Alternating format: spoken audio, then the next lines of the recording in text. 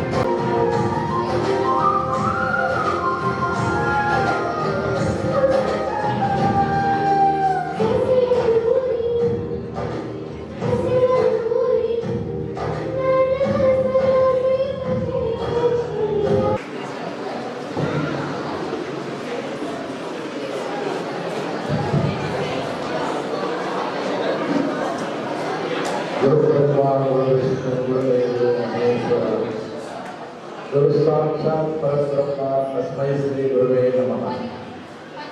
Good morning and happy Teachers Day. Good morning, students. ಸ್ವಲ್ಪ silent ಆಗಿದ್ರೆ ಮಾತ್ರ ನಾನು ಮಾತಾಡೋದು. ಸೊ ನಿಮ್ಗೆ ಏನಾದರೂ ಡಿಸ್ಟರ್ಬೆನ್ಸ್ ಇದ್ರೆ ಹೊರಗಡೆ ಹೋಗಿ, ಇಲ್ಲ ನಾನು ಹೊರಗಡೆ ಹೋಗ್ತೀನಿ. ನಾನು ಮಾತಾಡುವಾಗ ಯಾವಾಗ ಅಷ್ಟೇ ನಿಶ್ಶಬ್ದವಾಗಿರ್ಬೇಕು. ಯಾವಾಗಲೂ ಕಾಲೇಜ್ ಸ್ಟೂಡೆಂಟ್ಸು ಪ್ಯಾರಡೈಸ್ ಮಕ್ಕಳು ಅಂದರೆ discipline is very important. Silent ಆಗಿರಬೇಕು. ಮೀಡಿಯಾ ಮಿತ್ರರಿದ್ದಾರೆ, ಎಲ್ಲರೂ ವಾಚ್ ಮಾಡ್ತಾರೆ. ಎಂಥ ಸ್ಟೂಡೆಂಟ್ಸ್ ಅಪ್ಪ ಅವರು ಎಷ್ಟು ಡಿಸಿಪ್ಲೈನ್ ಆಗಿ ಎಷ್ಟು ತುಂಬ ಚೆನ್ನಾಗಿ ಟೀಚರ್ಸ್ ಡೇ ಸೆಲೆಬ್ರೇಟ್ ಮಾಡಿದ್ರೆ ಅಂತ. ಸೊ ಯಾವಾಗೂ ಅಷ್ಟೇ ನೀವು all the Young celebrating very good manner. Maybe the second song is a very nice, beautiful song, and you dance, all the activities they did. It's really very good for what you are doing. ತುಂಬ ಚೆನ್ನಾಗಿ ನಿಮ್ಮ ಟೀಚರ್ಸ್ಗೋಸ್ಕರ ವರ್ಷದ ಕಾಲ ನಿಮಗೆ ಒಳ್ಳೆ ವಿದ್ಯಾ ಜ್ಞಾನನ ಒದಗಿಸೋ ಟೀಚರ್ಸ್ಗೋಸ್ಕರ ಒಂದು ದಿವಸ ನೀವು ಟೈಮ್ ತಗೊಂಡು ಇಷ್ಟು ತುಂಬ ನೀಟಾಗಿ ಪ್ರೋಗ್ರಾಮ್ನ ಅರೇಂಜ್ ಮಾಡಿ ಅವ್ರನ್ನ ಎಷ್ಟು ಆ್ಯಂಗಲಲ್ಲಿ ಸಂತೋಷ ಪಡಿಸ್ಬೋದು ಅಂತ ನೀವು ಡಿಸೈಡ್ ಮಾಡಿ ಅವರಿಗೆ ಇವತ್ತು ಇಷ್ಟು ಸಂತೋಷ ಪಡಿಸ್ತಾ ಇರೋದ್ರಿಂದ ನಿಮಗೆ ನಿಜವಾಗಲೂ ಆಸ್ ಎ ಮ್ಯಾನೇಜ್ಮೆಂಟ್ ಕಡೆಯಿಂದ ಬಯಸ್ತೀನಿ. ನಿಮಗೂ ಕೂಡ ದೇವರು ಆಯುಷು ಆರೋಗ್ಯ ಇಟ್ಕೊಂಡು ಎಲ್ಲ ಕೊಡಲಿ. ಇದೇ ಥರ ಮುಂದೆ ಹೈಯರ್ ಎಜುಕೇಷನ್ ಪ್ರೋಗ್ರಾಮ್ಗಳನ್ನು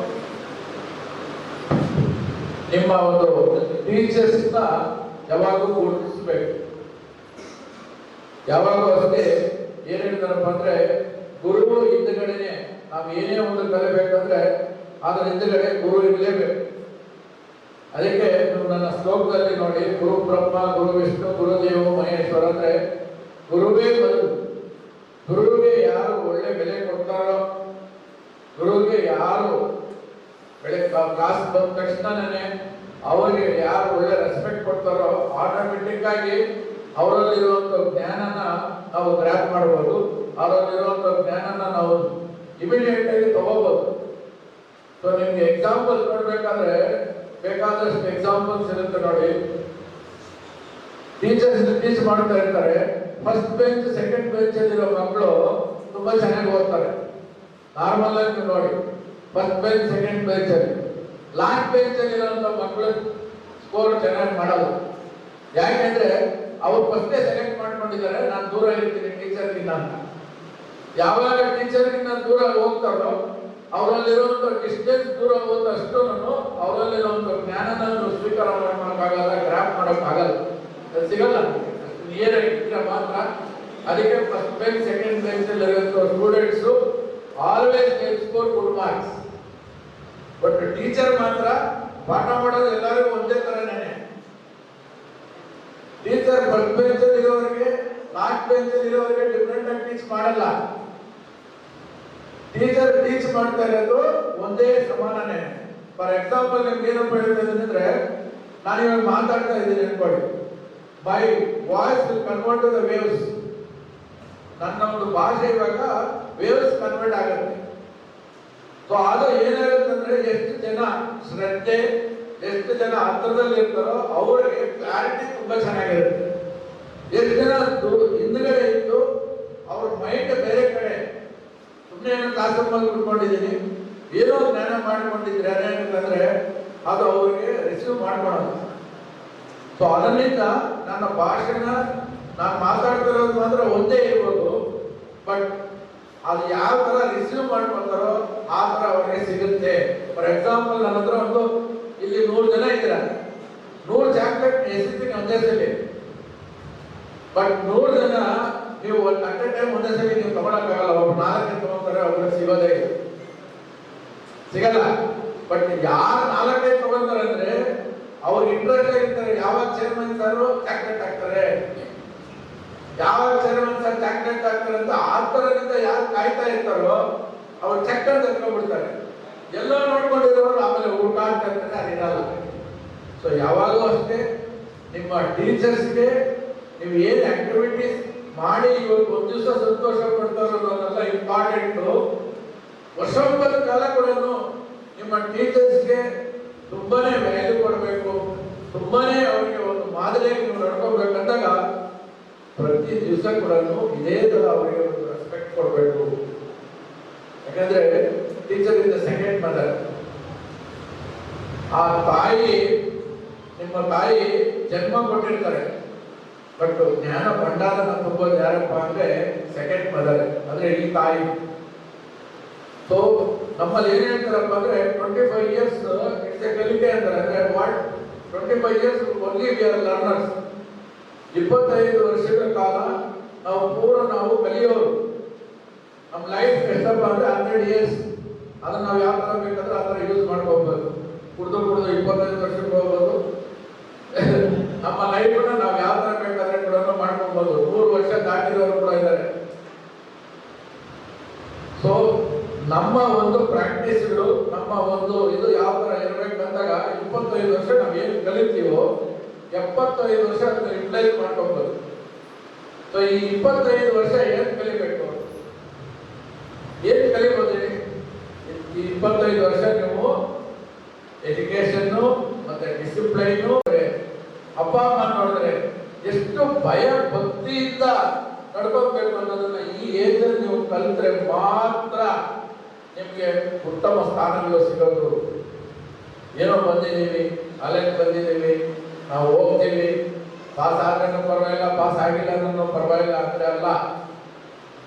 ಕಾಲೇಜ್ಗೆ ನಮ್ಮ ತಂದೆ ತಾಯಿ ಏನು ಕಳಿಸಿದ್ದಾರೆ, ನಾನು ಏನು ನನಗೆ ಇಲ್ಲಿ ಸಿಗುತ್ತೆ, ಎಷ್ಟು ನಾನು ಇದರಿಂದ ಸಂಪಾದನೆ ಮಾಡ್ಕೋಬಹುದು ಅಂತ ಯಾರು ಇರುತ್ತೋ ಅವರು ಮಾತ್ರನೇ ಉತ್ತಮ ಸ್ಥಾನಗಳಿಗೆ ಹೋಗ್ಬೇಕಾಗೋದು.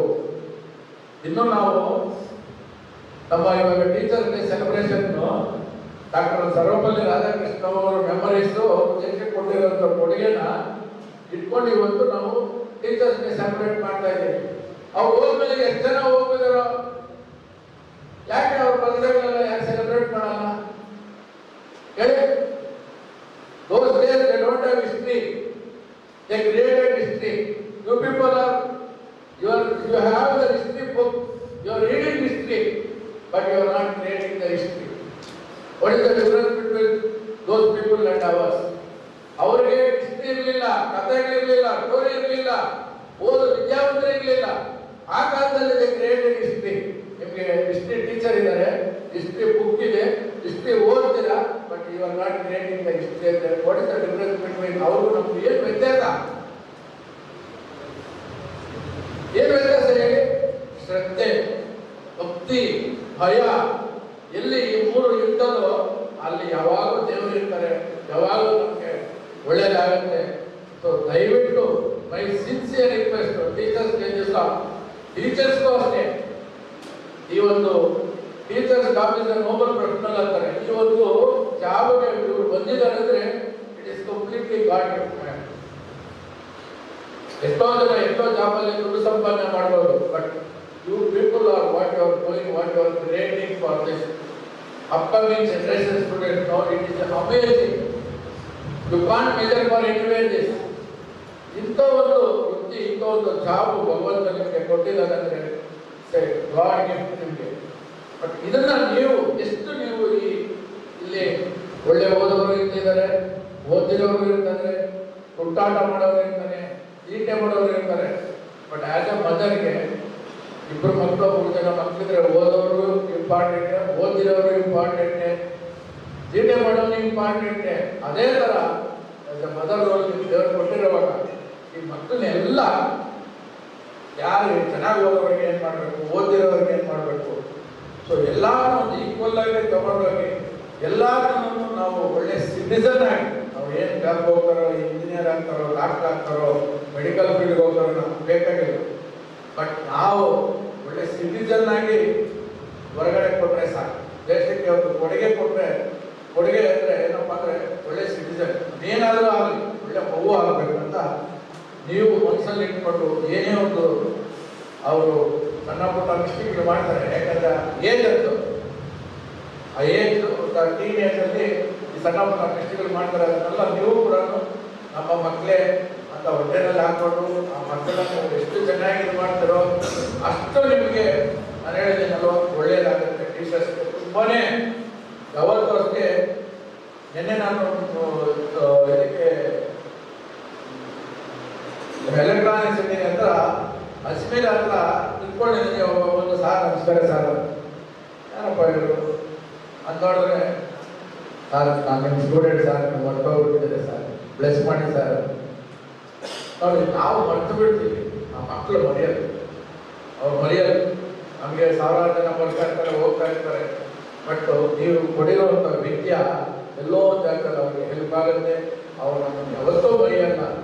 ಎರಡು ಕಡೆ ಅವರು ಅಷ್ಟೇ ಟೀಚರ್ಸ್ಗೆ ಒಳ್ಳೆಯ ಗೌರವ ಕೊಡಬೇಕು, ನೀವು ಅಷ್ಟೇ ನಮ್ಮ ಮಕ್ಕಳಂತೇಳಿ ಆ ಮಕ್ಕಳನ್ನ ಆದಷ್ಟು ಒಳ್ಳೆಯ ರೀತಿಯಲ್ಲಿ ತಗೊಂಡು ಹೋಗಲೇಬೇಕು ಅಂತೇಳಿ ಈ ಟೀಚರ್ಸ್ ಡೇನಲ್ಲಿ ನನಗೆ ಮಾತಾಡೋಕ್ಕೆ ಅವಕಾಶ ಮಾಡಿಕೊಡ್ಬೇಕು. ಎಲ್ಲರಿಗೂ ಒಂದು ಸಲ ಮತ್ತೆ ಒಂದ್ಸರಿ ಹ್ಯಾಪಿ ಟೀಚರ್.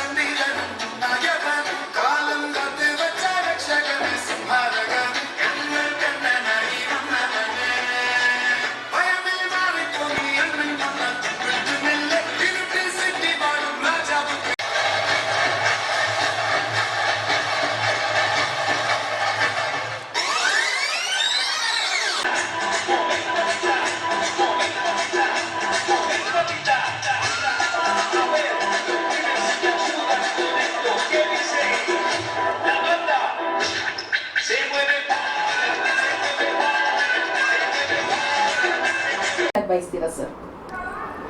ಗುರು ಬ್ರಹ್ಮ ಗುರು ವಿಷ್ಣು ಗುರುದೇವೋ ಮಹೇಶ್ವರ, ಗುರು ಸಾಕ್ಷಾತ್ ಪರಬ್ರಹ್ಮ ತಸ್ಮೈ ಶ್ರೀ ಗುರುವೇ ನಮಃ. ಸೊ ಈ ದಿನ ಶಿಕ್ಷಕರ ದಿನಾಚರಣೆ ಮತ್ತು ಗೌರಿ ಗಣೇಶದ ಶುಭಾಶಯಗಳು ಕರ್ನಾಟಕ ಸಮಸ್ತ ಜನಗಳಿಗೆ ನಮ್ಮ ಕಡೆಯಿಂದ, ಪ್ಯಾರಡೈಸ್ ರೆಸಿಡೆನ್ಷಿಯಲ್ ಸ್ಕೂಲ್ ಕಡೆಯಿಂದ. ಶಿಕ್ಷಕರ ದಿನಾಚರಣೆ ಅಂದರೆ ಸೊ ಏನೋ ಒಂದು ಎಂಟರ್ಟೈನ್ಮೆಂಟ್ ಪ್ರೋಗ್ರಾಮ್ ಅಲ್ಲ ಇದು. ಸೊ ಇದು ವರ್ಷೊಂಬತ್ತು ಕಾಲ ಮಕ್ಕಳಿಗೋಸ್ಕರ ನಮ್ಮ ಶಿಕ್ಷಕರು ಪ್ರತಿ ದಿವಸ ಎಷ್ಟು ಶ್ರಮೆ ಪಟ್ಟು ಆ ಮಕ್ಕಳ ಜೊತೆಯಲ್ಲಿದ್ದು ಮಕ್ಕಳಿಗೆ ಒಂದು ಶಿಕ್ಷಣ ಅಂದರೆ ಮೌಲ್ಯಗಳು ಅಂತ, ಮೌಲ್ಯಗಳನ್ನ ಅವ್ರ ಜೊತೆಯಲ್ಲಿ ಶೇರ್ ಮಾಡಿಕೊಂಡು ಆ ಮಕ್ಕಳನ್ನು ಒಂದು ಸೊಸೈಟಿಗೆ ಕೊಡುಗೆ ಕೊಡೋ ಥರ ಒಂದು ಒಳ್ಳೆಯ ವ್ಯಕ್ತಿಗೆ ಪ್ರಜೆಗಳಾಗಿ ತಿದ್ದಿ ಆ ತಂದೆ ತಾಯಿಗೂ ಮತ್ತು ಸೊಸೈಟಿಗೂ ಕೊಡೋದು ಅಷ್ಟು ಸುಲಭ ಅಲ್ಲ. ನಾನು ಆವಾಗೇ ಹೇಳಿದೆ, ತಾಯಿ ಜನ್ಮ ಕೊಡ್ತಾರೆ, ಗುರುಗಳು ಅವ್ರಿಗೆ ಜ್ಞಾನನ ತುಂಬಬೇಕು ಅಂತ. ಸೊ ಆ ಒಂದು ರೀತಿಯಲ್ಲಿ ನಮ್ಮ ಶಿಕ್ಷಕರು ತುಂಬಾ ಶ್ರಮೆ ಪಡ್ತಾರೆ. ಆ ಇದರಲ್ಲಿ ನಮ್ಮ ಸರ್ವಪಲ್ಲಿ ರಾಧಾಕೃಷ್ಣ ಅವರು ಏನು ಮಾಡಿದ್ದಾರೆ ಅಂದರೆ, ಅವರು ಒಬ್ಬ ಶಿಕ್ಷಕರಾಗಿ ದೇಶಕ್ಕೆ ಒಳ್ಳೆಯ ಕೊಡುಗೆ ಕೊಟ್ಟಿರುವಂಥವರಾಗಿ ಅವರು ಒಂದು ಬರ್ತ್ಡೇನ ಸೆಲೆಬ್ರೇಟ್ ಮಾಡೋಕ್ಕೆ ಹೋದರೆ, ಈ ಬರ್ತ್ಡೇನ ನಾನು ಟೀಚರ್ಸ್ ಡೇ ಅಂತೇಳಿ ಸೆಲೆಬ್ರೇಟ್ ಮಾಡೋಣ ದೇಶ ಅಂತೇಳಿ ಅವರು ಶಿಕ್ಷಕರ ದಿನಾಚರಣೆ ಅಂಥೇಳಿ ಇದನ್ನು ಅವರು ಕೊಟ್ಟಿರುವಂಥ ಕೊಡುಗೆ ಇದು. ಸೊ ಪ್ರತಿಯೊಬ್ಬ ಟೀಚರು ಕೂಡ ಅವರು ಏನು ದೃಷ್ಟಿನಿಂದ ಇದನ್ನು ಒಂದು ಕ್ರಿಯೇಟ್ ಮಾಡಿದ್ರು, ಆ ಒಂದು ದೃಷ್ಟಿನಿಂದ ಇದನ್ನು ನಮಗೆ ಒಂದು ಕೊಡುಗೆ ಥರ ಕೊಟ್ಟರು, ಆ ಒಂದು ರೀತಿಯಲ್ಲಿ ಅವರು ಕೂಡ ಇವತ್ತು ಶಿಕ್ಷಕ ದಿನಾಚರಣೆ ಶಿಕ್ಷಕರೆಲ್ಲ ಕೂಡ ಎಷ್ಟೋ ಮನೆಗಳಲ್ಲಿ ಅವರಿಗೆ ಬರ್ತ್ಡೇ ಅಂತ ಗೊತ್ತಿರಲ್ಲ, ಬಟ್ ಎಲ್ಲ ದೇಶ ಅಂತ ಒಟ್ಟಿಗೆ ಸೇರಿ ಅಂತೂ ಅವರಿಗೆ ಒಂದು ಬರ್ತ್ಡೇ ಮಾಡ್ಕೊಳೋಂಥ ಶಿಕ್ಷಕರ ದಿನಾಚರಣೆ ಮಾಡ್ಕೊಳೋಂಥ ಒಂದು ಶಕ್ತಿ ತುಂಬಿದೆ ಅಂದರೆ ನಿಜವಾಗ್ಲೂ ನಮ್ಮಲ್ಲಿ ಇನ್ನೂ ಮೌಲ್ಯಗಳಿದೆ ಅಂತ ಅರ್ಥ. ಸೊ ಆ ರೀತಿಯಲ್ಲಿ ಶಿಕ್ಷಕರು ಕೂಡ ಏನು ಮಾಡಬೇಕು, ಬೇರೆ ಬಂದ್ವಿ ಪಾಠ ಮಾಡಿದ್ವಿ ಓದ್ವಿ ಅನ್ನೋದಲ್ಲ. ಸೊ ಎಷ್ಟೋ ಜನ ಮಕ್ಕಳು ನಾನಾ ರೀತಿಯಲ್ಲಿ ಮಕ್ಕಳಿಗೆ ಪ್ರಾಬ್ಲಮ್ಸು ಇರ್ತವೆ. ಯಾಕೆಂದರೆ ಒಳ್ಳೆಯ ವಿದ್ಯಾವಂತರಿರುವಂಥ ತಂದೆ ತಾಯಿಗಳು ಸಪೋರ್ಟ್ ಮಕ್ಕಳಿಗೆ ತುಂಬ ಸಿಗುತ್ತೆ. ಎಲ್ಲರೂ ವಿದ್ಯಾವಂತರು ತಂದೆ ತಾಯಿಗಳೇ ಇರಲ್ಲ. ಸೊ ಸಾಕಷ್ಟು ಜಾಗದಲ್ಲಿ ಏನಾಗುತ್ತೆ ಅಂದರೆ, ಒಬ್ಬರು ಸಿಂಗಲ್ ಪೇರೆಂಟ್ಸ್ ಇರ್ತಾರೆ, ಒಬ್ಬರು ವಿದ್ಯಾವಂತರಿರಲ್ಲ, ಒಬ್ಬರು ಒಳ್ಳೆ ವಿದ್ಯಾವಂತರು ಇರ್ತಾರೆ. ನಾನಾ ರೀತಿಯಲ್ಲಿ ಇರೋವಂಥ ಮಕ್ಕಳಿಗೆ ಒಂದೇ ಕ್ಲಾಸ್ ರೂಮಲ್ಲಿ ಇಲ್ಲಿ ಹೈಪರ್ ಆ್ಯಕ್ಟಿವ್ನೂ ಇರ್ತಾನೆ, ಸೊ ಏನೂ ಗೊತ್ತಿಲ್ಲದಿರೋನು ಇರ್ತಾನೆ. ಈ ಎರಡನ್ನೂ ಬ್ಯಾಲೆನ್ಸ್ ಮಾಡಿ ಕೊಡುವಂಥ ಶಿಕ್ಷಣನ ಇವಾಗಿರುವಂಥ ಟೀಚರ್ಸು ಅದನ್ನು ಒಂದು ಶ್ರದ್ಧೆಯಾಗಿ, ಒಂದು ತಾಯಿಗೆ 4 ಜನ ಮಕ್ಕಳು ಅಂದರೆ 4 ಜನ ಡಿಫ್ರೆಂಟಾಗಿ ಇರ್ತಾರೆ, ಬಟ್ ತಾಯಿಗೆ 4 ಜನನಲ್ಲಿ ಯಾರು ವೀಕ್ ಇರ್ತಾರೆ ಅವ್ರ ಮೇಲೇ ಜಾಸ್ತಿ ಕಣ್ಣಿರ್ತಾರೆ. ನಾವು ಒಂದು ತಂದೆ ತಾಯಿಗಳಾಗಿ ಯಾವುದಾನ ಒಂದು ಮಗು ವೀಕ್ ಇದ್ದರೆ ಆ ಮಗು ಮೇಲೇ ನಮ್ಮ ಜ್ಞಾನ ಇರ್ತದೆ. 4 ಜನ ಮಕ್ಕಳು ದೊಡ್ಡವರಾದ್ಮೇಲೆ ಚೆನ್ನಾಗಿ ಯಾರು ಇರ್ತಾರೋ ಅವ್ರ ಮೇಲೆ ಅಷ್ಟು ನಮ್ಮ ಗುರಿ ಇರಲ್ಲ, ನಮ್ಮ ಜ್ಞಾನವೂ ಇರಲ್ಲ. ಯಾರು ಸ್ವಲ್ಪ ವೀಕ್ ಆಗಿರ್ತಾರೆ, ಯಾರು ಸ್ವಲ್ಪ ಕಷ್ಟಗಳಲ್ಲಿ ಇರ್ತಾರೋ ಅವ್ರ ಮೇಲೇ ನಮ್ಮ ಜ್ಞಾನ ಜಾಸ್ತಿ ಇರ್ತದೆ. ಆ ಒಂದು ರೀತಿಯಲ್ಲಿ ಶಿಕ್ಷಕರು ಮಕ್ಕಳನ್ನು ಯಾವ ಮಗುವಿಗೆ ಏನು ಪ್ರಾಬ್ಲಮ್ ಇದೆ ಅಂತ ಫಸ್ಟ್ ಐಡೆಂಟಿಫಿಕೇಷನ್ ಮಾಡಬೇಕು. ಸೊ ನಾನು ಆವಾಗ ಮಾತಾಡಿದಾಗ ಸ್ಪೀಚಲ್ಲಿ ಹೇಳಿದೆ, ನೀವು ಸುಮಾರು ಜನ ಇದ್ರಿ. ಇಲ್ಲಿ ಏನಾಗುತ್ತಂದರೆ ಬ್ರೈನ್ ಒಂದೇ, ಬಟ್ 2 ಪಾರ್ಟ್ ಇರುತ್ತೆ ಬ್ರೈನಲ್ಲಿ. ಒಂದು ರೈಟ್ ಬ್ರೈನ್, ಒಂದು ಲೆಫ್ಟ್ ಬ್ರೈನ್ ಅಂತ ಇರುತ್ತೆ. ಸೊ ರೈಟ್ ಬ್ರೈನ್ ಇರೋವಂಥ ಮಕ್ಕಳು ಏನಾಗ್ತಾರೆ ಅಂದರೆ ತುಂಬ ಆ್ಯಕ್ಟಿವ್ ಇರ್ತಾರೆ. 90% ಯಾರಿಗಾನ ಮದುವೆ ಆಗಿ 2ನೇ ಮಕ್ಕಳು ಜಾಸ್ತಿ ರೈಟ್ ಬ್ರೈನ್ ಮಕ್ಕಳಿರೋದು. ಅದಕ್ಕೆ ನನ್ನ 2ನೇ ಮಗ 2ನೇ ಮಗಳು ಭಲೇ ತುಂಟಾನಪ್ಪ, ಒಂದು ಜಾಗದಲ್ಲಿ ಕುತ್ಕೊಳಲ್ಲಪ್ಪ, ಸರಿಯಾಗಿ ಓದಲ್ಲಪ್ಪ ಅಂತಾರೆ. ಬಟ್ ಸಕ್ಸಸ್ ಆಗೋ ಸೊಸೈಟಿನಲ್ಲಿ ಅವರೇ ಜಾಸ್ತಿ. ಯಾಕೆಂದರೆ ಅವರಲ್ಲಿ ಹೈ ಕ್ವಾಲಿಟೀಸ್ ಇರ್ತದೆ, ಅವ್ರಿಗೆ ಏನಪ್ಪ ಲೀಡರ್ಶಿಪ್ ಕ್ವಾಲಿಟೀಸು ತುಂಬ ಚೆನ್ನಾಗಿರುತ್ತೆ. ಸೊ ಅದರಿಂದ ಏನಾಗ್ತದೆ ಅಂದರೆ ಎಲ್ಲೋ ಒಂದು ಜಾಗದಲ್ಲಿ ಸಕ್ಸಸ್ ಆಗಿಬಿಡ್ತಾರೆ ಅವರು. ಈ ಲೆಫ್ಟ್ ಬ್ರೈನು ಜಾಸ್ತಿ ನನ್ನ ಪ್ರಕಾರ ಯಾರಿಗಾಗಲಿ ಮದುವೆ ಆದಮೇಲೆ ಫಸ್ಟ್ ಚೈಲ್ಡ್ ಯಾರಪ್ಪ ಅಂದರೆ 90% ಲೆಫ್ಟ್ ಬ್ರೈನ್ ಮಕ್ಕಳೇ ಜಾಸ್ತಿ. ಸೈಲೆಂಟ್ ಮಕ್ಕಳು, ಅವರು ತುಂಬ ಚೆನ್ನಾಗಿ ಓದ್ತಾರೆ, ಮನೆಗೆ ಯಾರನ್ನ ಬಂದರೆ ಮಾತಾಡ್ಸಲ್ಲ. ಅವ್ರಿಗೆ ಓದ ಮೇಲೆ ಜ್ಞಾನ ಇರ್ತದೆ, ಚೆನ್ನಾಗಿ ಓದ್ತಾರೆ, ಒಳ್ಳೆ ಮಾರ್ಕ್ಸ್ ತಗೊತಾರೆ. ಬಟ್ ಅವರು ಸಕ್ಸಸ್ ಆಗೋದು ತುಂಬ ಕಮ್ಮಿ. ಸೊಸೈಟಿ ಜ್ಞಾನ ಕಮ್ಮಿ ಇರ್ತದೆ ಅವ್ರಿಗೆ, ಬುಕ್ ಜ್ಞಾನ ಜಾಸ್ತಿ ಇರುತ್ತೆ. ಸೊ ಅದರಿಂದ ನಾನು ಈ ಒಂದು ಟೀಚರ್ಸ್ ಡೇಗೆ, ಒಂದು ಶಿಕ್ಷಕರ ದಿನಾಚರಣೆ ದಿವಸ ನಾನು ಕರ್ನಾಟಕದಲ್ಲಿ ಇರೋವಂಥ ಎಲ್ಲ ಟೀಚರ್ಸ್ಗಳಿಗೂ ಮನವಿ ಏನು ಮಾಡ್ತೀನಿ ಅಂದರೆ, ಫಸ್ಟು ಅವರಿಗೆ ಪ್ರಾಬ್ಲಮ್ ಏನು, ಲೆಫ್ಟ್ ಬ್ರೈನ್ ಚೈಲ್ಡಾ ರೈಟ್ ಬ್ರೈನ್ ಚೈಲ್ಡಾ ಐಡೆಂಟಿಫಿಕೇಷನ್ ಮಾಡಿ ಯಾವ ಸಂಸ್ಥೆಯಲ್ಲಿ ವಿದ್ಯಾಭ್ಯಾಸನ ಕೊಡ್ತಾರೋ ಅಲ್ಲಿ ಸಕ್ಸಸ್ಸು, ಸಂಸ್ಥೆನೂ ಸಕ್ಸಸ್ ಆಗುತ್ತೆ, ಟೀಚರ್ಗೂ ಸ್ಯಾಟಿಸ್ಫ್ಯಾಕ್ಷನ್ ಆಗುತ್ತೆ, ತಂದೆ ತಾಯಿಗೂ ಸ್ಯಾಟಿಸ್ಫ್ಯಾಕ್ಷನ್ ಆಗುತ್ತೆ. ಆ ಒಂದು ರೀತಿಯಲ್ಲಿ ಅವ್ರು ಐಡೆಂಟಿಫಿಕೇಷನ್ ಮಾಡಿ ಮಕ್ಕಳಿಗೆ, ತುಂಬ ಚೆನ್ನಾಗಿ ಓದುವಂಥ ಮಕ್ಕಳಿಗೆ ಲೀಡರ್ಶಿಪ್ ಕ್ವಾಲಿಟಿ ಕೊಡಬೇಕು. ಹೈ ಲೀಡರ್ಶಿಪ್ ಕ್ವಾಲಿಟಿ ಇರೋ ಮಕ್ಕಳಿಗೆ ಸ್ವಲ್ಪ ಎಜುಕೇಷನ್ ಕೊಟ್ಟ ಎರಡೂ ಇದ್ದಾಗ ನಮ್ಮ ಸೊಸೈಟಿ, ನಮ್ಮ ಇಂಡಿಯಾ ತುಂಬ ಚೆನ್ನಾಗಿರುತ್ತೆ. ಇಲ್ಲ ಅಂದರೆ ಏನಾಗಿದೆ ಅಂದರೆ, ಇತ್ತೀಚೆಗೆ ನೀವು ನೋಡ್ತಾನೆ ಮೀಡಿಯಾವ್ರಿಗೆ ನಿಮ್ಗೇನು ಹೇಳ್ಕೊಡೋಂಗಿಲ್ಲ. ಒಬ್ಬ IAS ಆಫೀಸರ್ ಆಗಿರೋನು ಒಬ್ಬ ಏನೂ ಬರೆದಿರೋ ಅವ್ರಿಗೆ ಹೆಸರು ಬರೆಯೋದು ಮಾತ್ರ ಗೊತ್ತಿರ್ತದೆ. ಸಾಕಷ್ಟು ಒಂದು ಇತ್ತೀಚೆಗೆ ಪರವಾಗಿಲ್ಲ, ಸ್ವಲ್ಪ ಎಜುಕೇಟೆಡ್ಸು ರಾಜಕೀಯದಲ್ಲಿ ಬರ್ತಾ ಇದ್ದಾರೆ. ಅದಕ್ಕೆ ಮುಂಚೆ ಅಂತೂ ರಾಜಕೀಯದಲ್ಲಿ 90% ಎಜುಕೇಟೆಡ್ಸ್ ಇರಲಿಲ್ಲ. ಬಟ್ ಅವರು ಕೆಳಗಡೆ ಕೆಲಸ ಮಾಡೋದು IAS IPS ಅವರು. ಅವ್ರಿಗೆ ಸಿಗ್ನೇಚರ್ ಮಾಡೋದು ಬಿಟ್ಟರೆ ಬೇರೆ ಏನು ಕಲ್ತ್ಕೊಂಡಿರಲ್ಲ. ಚೆಕ್ ಬುಕ್ಕಲ್ಲಿ ಸಿಗ್ನೇಚರ್ ಮಾಡೋದು ಕಲ್ತ್ಕೊಂಡಿರ್ತಾರೆ. ಬಟ್ ರೂಲ್ ಮಾಡೋದು IAS IPS ಅವ್ರನ್ನ ಡಿಸ್ಟಿಕ್ ಒಬ್ಬ ಕಲೆಕ್ಟರ್ ಅಂದರೆ ಕಲೆಕ್ಟರ್ ಇವ್ರ ಅಂಡರಲ್ಲಿ ಕೆಲಸ ಮಾಡಬೇಕು. ದೇಶ ಎಲ್ಲಿ ಚೆನ್ನಾಗಿರುತ್ತೆ? ದೇಶನ ಸುಭದ್ರವಾಗಿ ನಮ್ಮ ಇಂಡಿಯಾನಲ್ಲಿ ಇರೋವಂಥ ರಾ ಮೆಟೀರಿಯಲ್ ಆಗಲಿ, ಇಂಡಿಯಾನಲ್ಲಿರೋವಂಥ ಫಾರ್ಮರ್ಸ್ ಆಗಲಿ, ಇಂಡಿಯಾನಲ್ಲಿ ಇಲ್ದಿರೋದು ಯಾವ ದೇಶದಲ್ಲೂ ಇಲ್ಲ. ಇಲ್ಲಿ ನಿಮಗೆ ಏನು ಇಜ್ಜಲಿಂದ ಹಿಡ್ಕೊಂಡು ಚಿನ್ನವರೆಗೂ ಸಿಗುವಂಥ ದೇಶ ಯಾವುದಪ್ಪ ಅಂದರೆ ಇಂಡಿಯಾನೇ.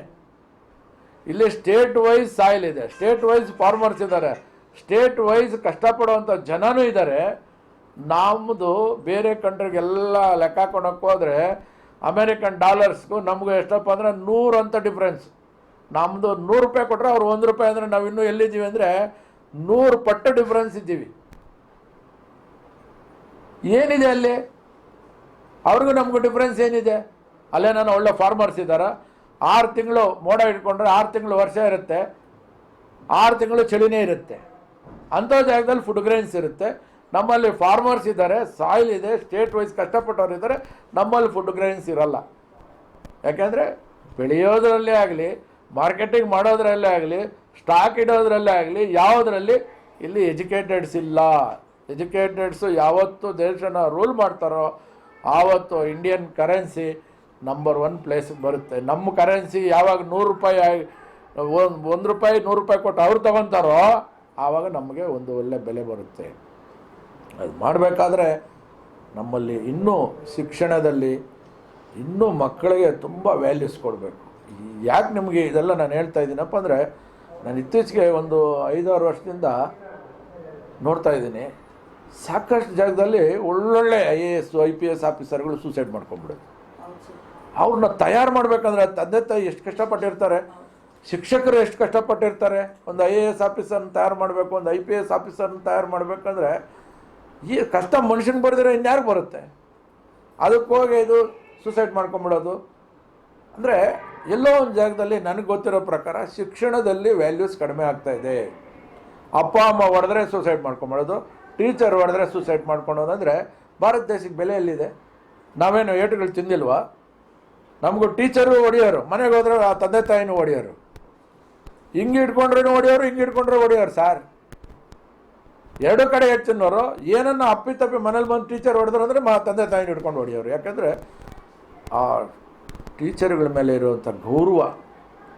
ಇವಾಗ ಏನಾಗಿದೆ ಅಂದರೆ ಒಂದೊಂದು ಮಗು 2 ಮಗು ಇಟ್ಕೊಳೋದು, ಮನೆಗೆ ಹೋದ ತಕ್ಷಣ ಫಸ್ಟು ಏನು ಹೇಳ್ಕೊಟ್ರು ಅನ್ನೋದಕ್ಕೆ ಬಿಟ್ಬಿಟ್ಟು ನಿಮ್ಮ ಟೀಚರನ್ನು ಬೈದ್ರಾ, ನಿಮ್ಮ ಟೀಚರನ್ನು ಹೊಡೆದ್ರಾ, ಇದನ್ನು ಕೇಳೋದು ಪೇರೆಂಟ್ಸ್ ಕೂಡ ತುಂಬ ಮಿಸ್ಟೇಕ್ಗಳು ಮಾಡ್ತಾಯಿದ್ದಾರೆ. ಅದರಿಂದ ನಾನು ಪ್ರತಿಯೊಬ್ಬರಿಗೂ ನಮ್ಮ ಸಿನ್ಸಿಯರ್ ರಿಕ್ವೆಸ್ಟ್ ಏನಪ್ಪ ಅಂದರೆ, ಟೀಚರ್ಸ್ಗೆ ತುಂಬ ವ್ಯಾಲ್ಯೂ ಕೊಡಬೇಕು.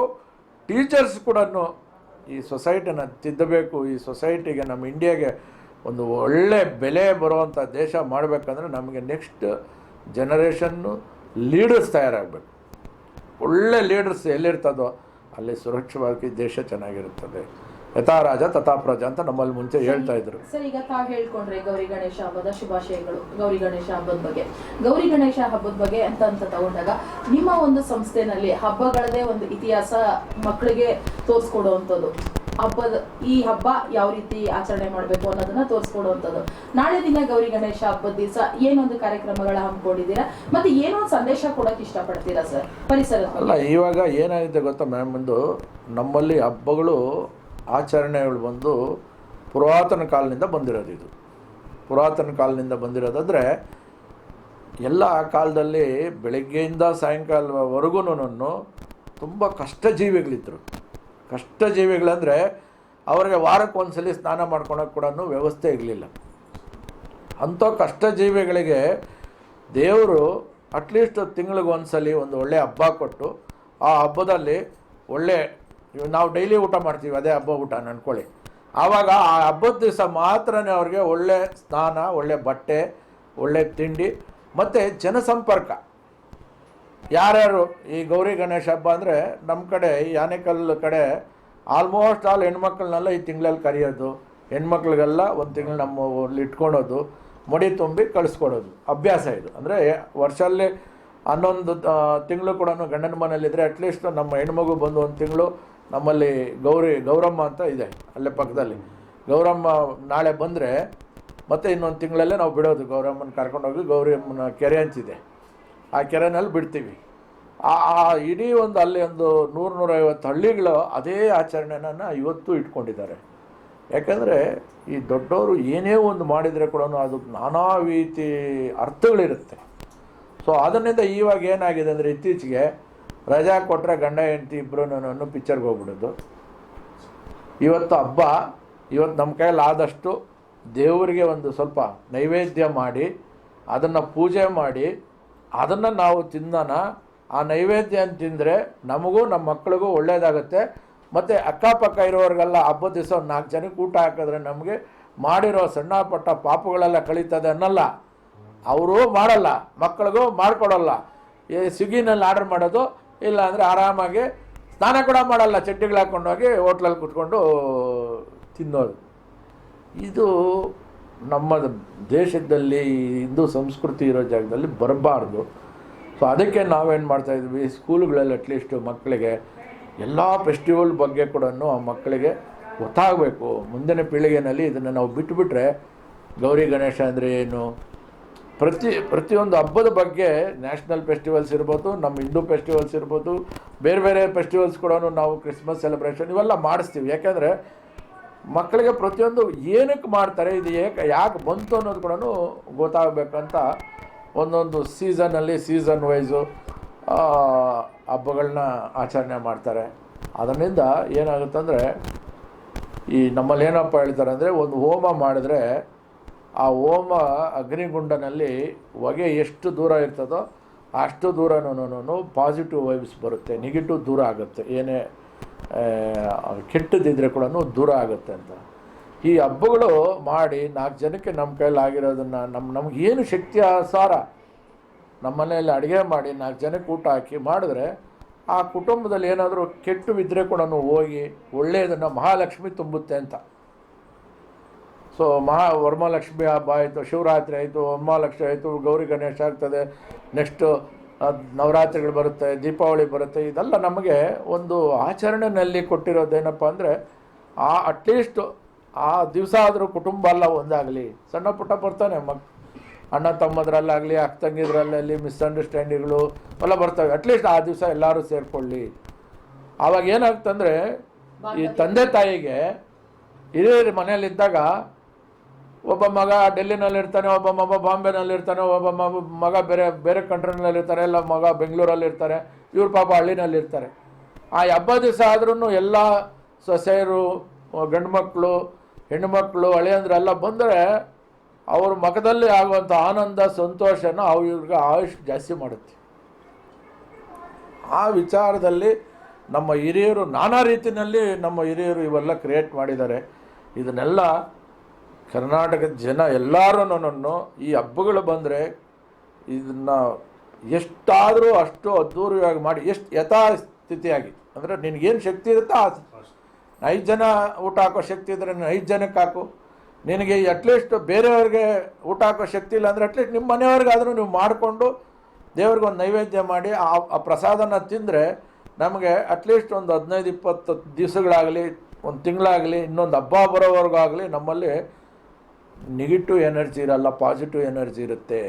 ನಮ್ಮ ಕೈಯಲ್ಲಿ ದೇವ್ರು ಕೂಡ ಒಳ್ಳೆ ಕೆಲಸಗಳು ಮಾಡಿಸ್ತಾ ಇರ್ತಾನೆ, ನಮ್ಮ ಕೂಡ ಅಭಿವೃದ್ಧಿ ಕೂಡ ಆಗ್ತಾ ಇರ್ತದೆ. ಸೊ ಅದರಿಂದ ಯಾರ್ಯಾರು ಈ ವಿಡಿಯೋ ನೋಡ್ತಾರೋ ಅವರೆಲ್ಲ ಪ್ರತಿಯೊಂದು ಹಬ್ಬನೂ ತುಂಬ ಚೆನ್ನಾಗಿ ಆಚರಣೆ ಮಾಡಲಿ. ಎಲ್ಲರಿಗೂ ಆದಷ್ಟು 4 ಜನಕ್ಕೆ ಊಟ ಅಂದರೆ ನಾವು ಮನುಷ್ಯರಿಗೆಲ್ಲ ಕೊಡೋದು ಊಟ. ಆತ್ಮನೇ ಪರಮಾತ್ಮ ಅಂತಾರೆ. ನಾವೊಬ್ಬ ಆತ್ಮ ತೃಪ್ತಿ ಪಡೆದ್ರೆ ಅದು ಪರಮಾತ್ಮ ತೃಪ್ತಿ ಪಟ್ಟಂಗೆ. ಸೊ ಒಳ್ಳೆಯವರು ಕೆಟ್ಟವರು ಅನ್ನೋದು ಬಿಟ್ಬಿಟ್ಟು ಅಕ್ಕಪಕ್ಕದಲ್ಲಿ 4 ಜನಕ್ಕೆ ಆ ಹಬ್ಬದ ದಿವಸ ಊಟ ಹಾಕಿದ್ರೆ ನಮ್ಮಲ್ಲಿ ಹೇಳೋರು, ಊಟ ಹಾಕಿದ ಮನೆ ಗೊಬ್ಬರ ಹಾಕಿದ ಹೊಲ ಯಾವತ್ತೂ ಕೇಳಲ್ಲ ಅಂತ. ಸೊ ಅದರಿಂದ ಆ ಭಗವಂತನ ಆಶೀರ್ವಾದನೂ ಸಿಗುತ್ತೆ ನಮಗೂ ನಮ್ಮ ಮಕ್ಳಿಗೂ ಎಲ್ಲರಿಗೂ, ಆ ಕುಟುಂಬಕ್ಕೆಲ್ಲದಕ್ಕೂ ಒಳ್ಳೆಯದಾಗುತ್ತೆ ಅಂತ ನಾನು ಈ ಇದರಲ್ಲಿ ಬಯಸ್ತೀನಿ. Thank you sir.